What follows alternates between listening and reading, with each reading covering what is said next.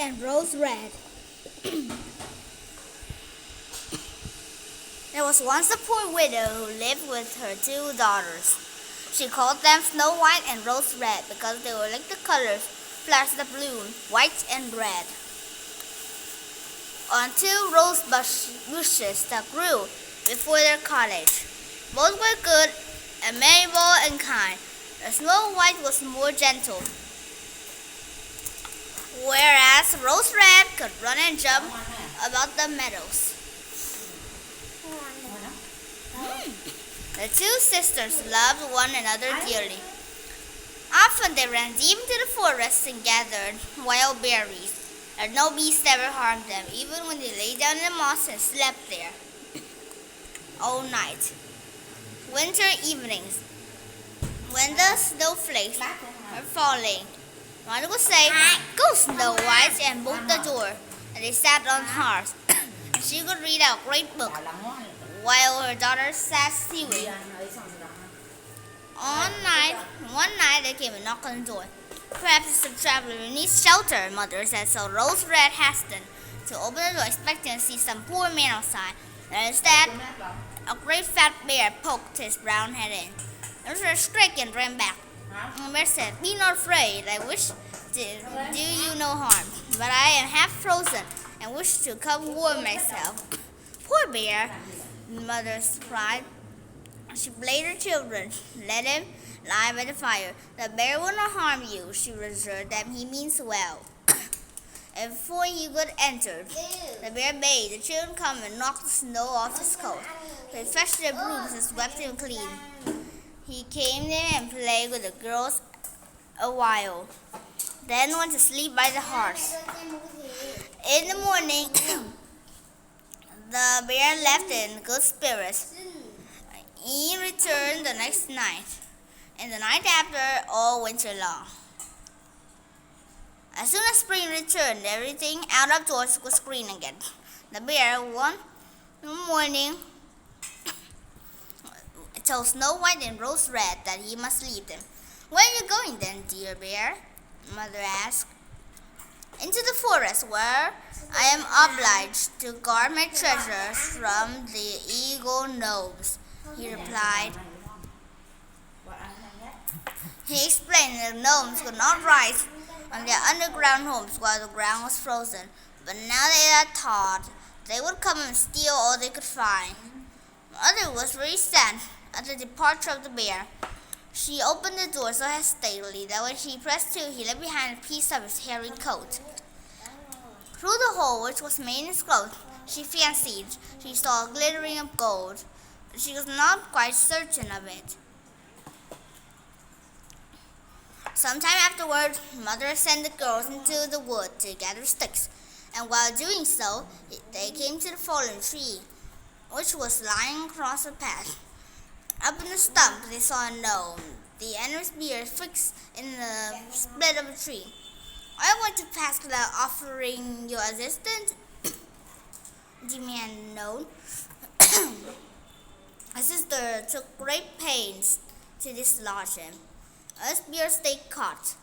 In the end, Rose Red pulled her shears from her pocket and slipped the offering club. "Never come in here, you gaping geese," the gnome admonished. He lifted a sack of gold from a tree trunk, dragging it away. A few days later, Mother sent the girls out to buy a needle and thread. Along the way, a great eagle flew over their heads and dipped down behind a boulder. There was a piercing shriek. Running up, they saw the same gnome they had met before, caught in the girl's talons. "Catch hold of his coat!" cried Rose Red, and the two girls held the gnome fast till the bird gave up a struggle to carry him off. "Could you not hold me more gently? My coat is so torn and full of holes," the gnome complained, and he heaved a bag of precious stones and stuck beneath the boulder and hauled it away.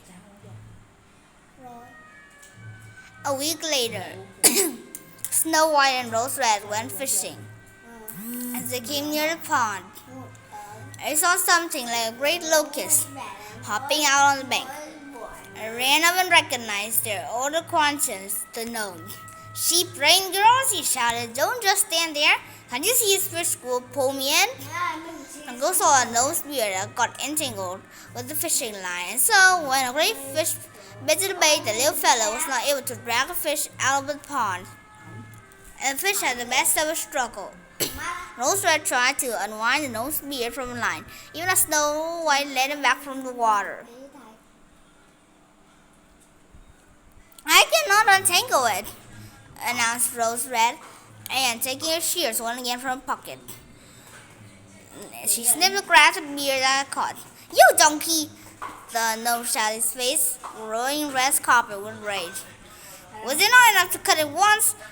But you must now take away the best part of a fine beard. I dare not show myself again now to my own people. The gnome flew with Rose Red and began kicking her shins violently. When she stopped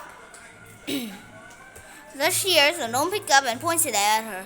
Rose Red shrieked in fear. In response, a loud roaring noise rose up from the trees, and a great brown bear came rolling out of the forest. And the gnome jumped back, terrified, and he could not gain his retreat. And when the bear overtook him, he raised a paw upon his back. Spare me, my dear Lord Bear, cried the gnome. I will give you all my treasures, only spare my life, for what have you to fear from a little weak fellow like me? The bear lifted his paw, and the gnome stood, with shears quiver in his hand. There are 2 weak girls, he said. Take them. They would make nice morsels as juicy as young quails. The bear growled, showing out his big teeth. Quick as a viper, the gnome thrust her shears forward, aiming for the bear's eyes. But the bear raised his paw so they poked into the soft flesh there instead. With a thunderous roar, the bear gave a bad-hearted gnome a single blow, and he never stirred again. Our girls turned to run away, but the bear called after them, Snow White and Rose Red, fear not. They turned back when the bear's rough coat suddenly fell off. He stood up as a tall man, dressed entirely in gold. I am a king, he said, and I was condemned by the wicked gnome to wander about in his forest in the form of a bear, for I caught them stealing treasures from my castle. And for my own guards chased me out, I carried the treasure I could into the woods, where I could look after it. Now that gnome is dead, look, the curse is broken. Rose Red embraced the king, thanking him for their lives. Snow White ripped some fabric from of them in her dress, tying it around the king's wounded hand. I must get you home for mother, Snow White said. She'll take care of you. When the king was healed, he showed the family where he hid the rest of the treasure. Mother carried the king and lived happily with her husband and 2 daughters for many years. As for rose bushes, she took them to the cottage yard and planted them before the palace. Every year they bore beautiful roses, red and white. Bye.